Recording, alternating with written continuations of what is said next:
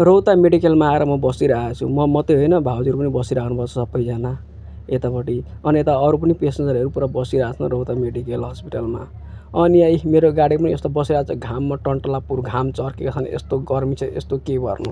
उताबाट घुरिमोरिम आइमर अनि फेरि होटलमा बस्यौँ हामी, चियासा सिँगडा के खानको लागि। यहाँ चाहिँ म चाहिँ बसिरहेको छु, फ्री त दिदी पनि उभिराख्नु भएको छ, ठन्डा पानी खाएर म बसिरहेको छु।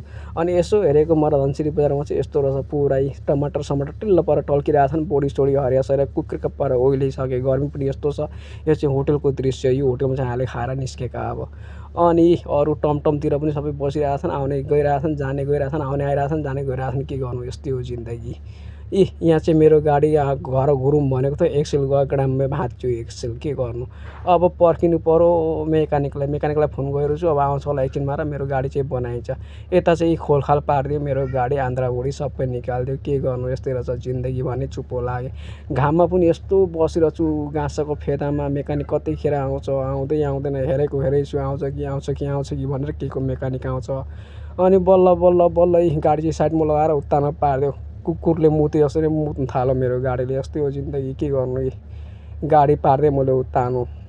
अनि फेरि उताबाट आएर यसो बारीतिर गएँ घुर्न, आजको कमाएको गाडीमै हालेँ, चलो बाई बाई।